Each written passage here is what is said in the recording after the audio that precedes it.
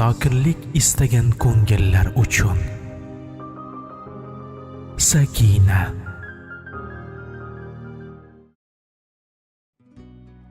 Bundan chamasi 2 yil muqaddam hayotim bir maromda o'tayotgandi. Maktabda 9-D sinfda o'qir edim. Sinfdagi o'g'il bolalar orasida eng qiziquvchan, ilmga tashna, dindan oz-moz xabari bor yigitlar qatorida turardim. Masjidda namoz o'qishni kanda qilmasdim. Kuz fasli shu zayilda fayzli o'tdi va qish izg'irin sovuqlari ila kirib keldi.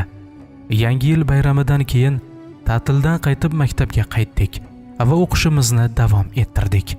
Ko'p do'stlarim qizlar bilan o'zaro munosabatda bo'lishardi, lekin men unchalik buni xushlamas edim. Hatto nomahramlar bilan qo'l berib ko'rishish gunoh ekanini bilganimdan so'ng 8-sinfdaligimda yoq boshqa qizlar tugul sinfdosh qizlarimiz bilan ham qo'l berib ko'rishmay qo'ygandim. Bu hali-haligacha davom etmoqda, alhamdulillah. Kunlarning birida yana har doimgidek maktabga otlandim. O'sha kuni yomg'ir maydalab yog'ayotgandi. Birinchi darsni o'tib tanaffus vaqtida maktab hovlisiga chiqdik. Hamon yomg'ir yog'moqda. Keyin bo'lsa qo'ng'iroq chalinib ikkinchi dars boshlandi. Xonamiz 2-qavatda bo'lgani bois zinadan chiqayotganimizda ko'zim beixtiyor bir qizga tushib qoldi va ichimdagi his-tuyg'ularni jilovlab bo'lmas edi go'yo.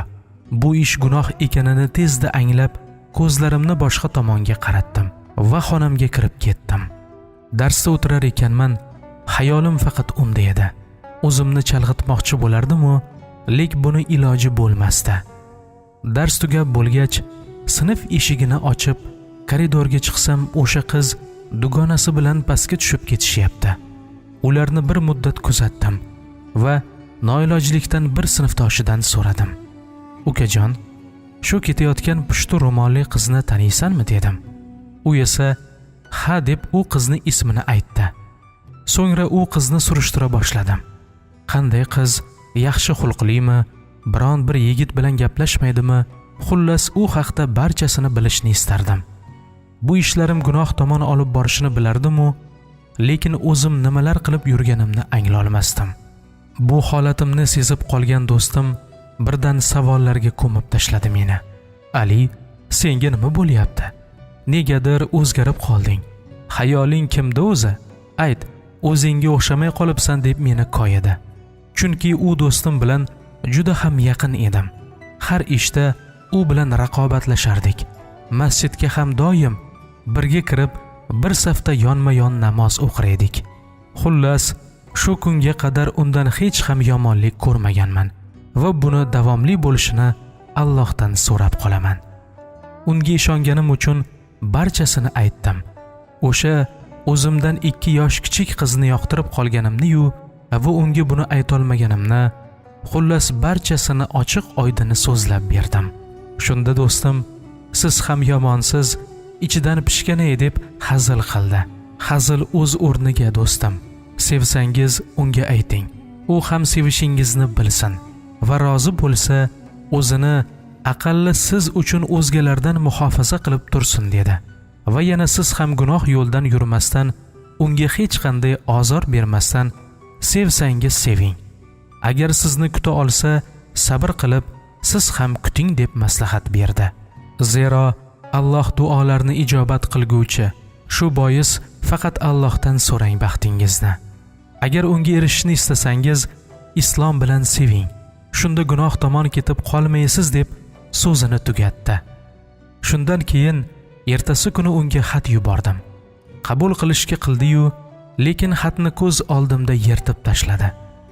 2 kundan so'ng yana yubordim. Afsus, javob kelmadi. Oxiri yoniga o'zim borishga qaror qildim. So'ngra yoniga borib barchasini aytdim va rozi bo'lsangiz desam yo'q dedi. Shu tariqa rad javoblar ko'payib ketdi. Maktab ham yakuniga yetdi. U bilan yozgi ta'til vaqtida umuman to'qnash kelmadim. 1-2 bor uyi yaqinidan o'tganimdan ko'cha supurayotgan bo'lar edi. Lekin oldiga borib gapira olmas edim. Maktab boshlangach 10-sinfga qadam qo'ydik. U esa 8-sinfga. Ushbu yil ham avvalgisidan qolishmadi.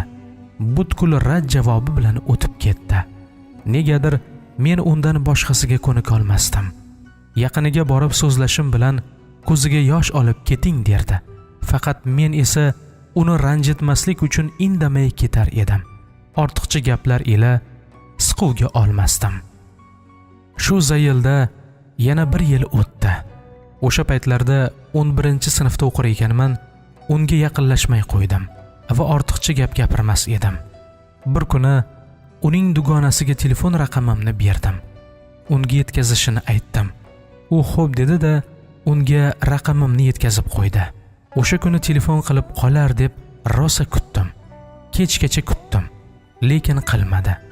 Ertasi kuni maktabga bormadim. Tushlikdan keyin tog'amning ishxonasidaligimda to'satdan telefon chalinib qoldi. Qarasam, men tanimagan raqam. Olmadim.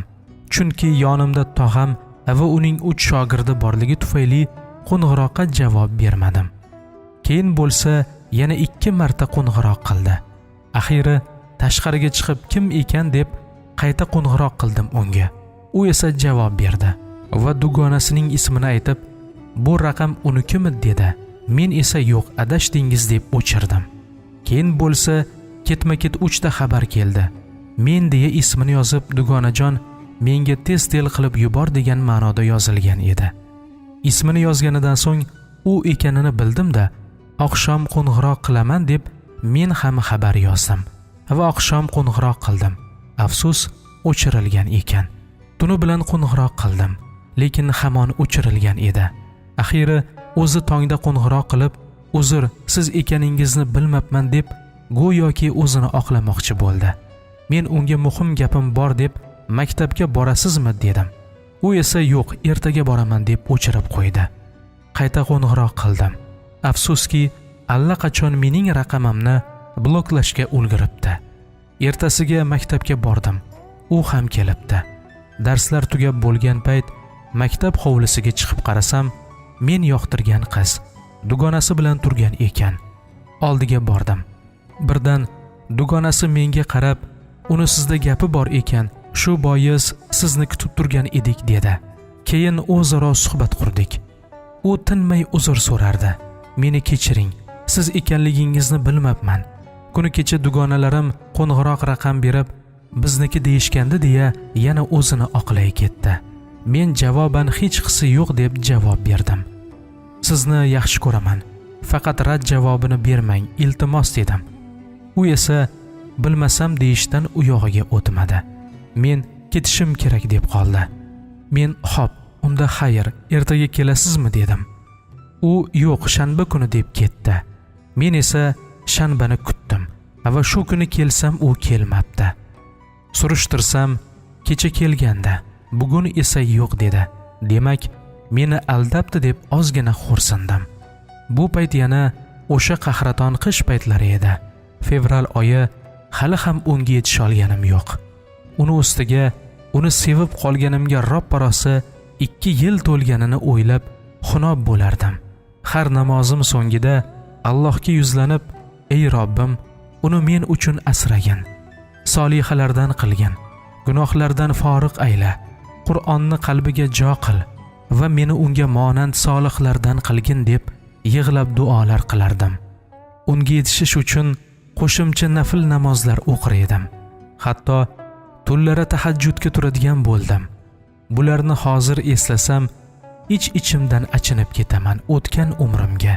Chunki bir qiz uchun tunlari yolvorib duolar qilganimga-yu va to'kkan ko'z yoshlarim Alloh va rasuliga bo'lganida edi, bilmadim. Hozir umrim menimcha saodatga aylanib ulgurarmidi. Fevral oxirida esa yoniga borib hammasini hal qilishimiz kerak ekanini aytdim. U doimgiday unamadi. "Sevganingiz bo'lsa ayting. Tark etay desam, sevganim yo'q" derdi. Xullas, azoblar ichida qoldirardi meni. Bir kuni o'zimga o'zim qasam ichib, bugun ham rozi bo'lmasa, qaytib unga yaqinlashish tugul bir so'z demayman deb maktabga otlandim. Yoniga borib, qizga "Bugun hammasini hal qilamiz" deb chetroqqa o'taylik dedim. U "Yo'q" dedi. So'zimni yana takrorladim. u yana rad etdi. 3-bor aytganimda shunda ham ko'nmagandi. Men unda yaxshi qoling deb xayrlashib ketdim. Keyin qaytib unga gapirmay qo'ydim. Hatto maktabga ham bormay qo'ydim. Chunki men uchun maktabning ham qizig'i qolmagan edi. Bu ishlar bo'lib o'tganidan so'ng u qiz bizning narigi sinfimizda o'qiydigan bir do'stim bilan gaplashishni boshlab yuboribdi. Men eshitib, baxtli bo'lsin, unga nasib qilgan ekan deb qo'ya qoldim. Maktab yakuniga yetay deganda 1-2 sinfdoshlardan eshitib qoldimki, ular aytishicha, aka, dugonamizga gapirmay yaxshi qildingiz deb qoldi. Nega deb so'radim. Ular u siz o'ylagandek yaxshi qiz emas deb uni qoralay ketishdi. Aytishlari bo'yicha mendan avval 1-2 boshqa maktabda o'qiydigan yigitlar bilan qo'ng'iroqlashib, gaplashib yurganmish. Eshitib, to'g'risi boshqacha bo'lib ketdim. Maktab shu orada tugadi. Maktabni bitirdik. Yoz oyida o'zaro sinfdoshlar yig'ilishib qoldik. Bir payt yana o'sha mavzu, men va o'sha qiz to'g'risida gap boshlashdi. Men bo'ldi qilinglar. Men endi uni yaxshi ko'rmayman.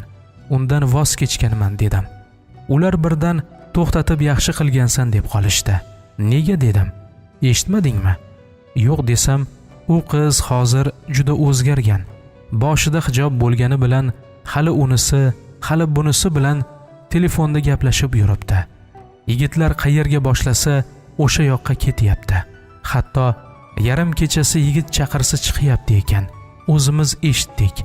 1-2tasidan eshitdik.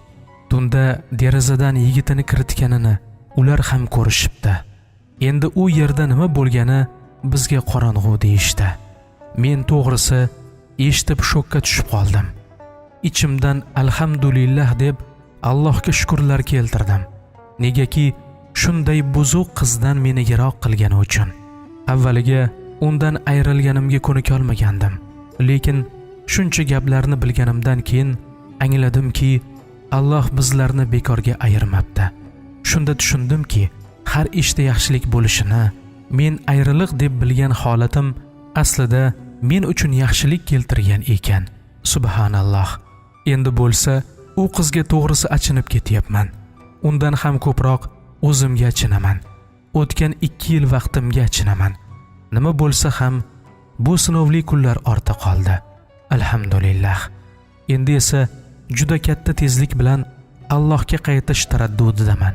Inshaalloh nasib qilsa solihamni uchrataman.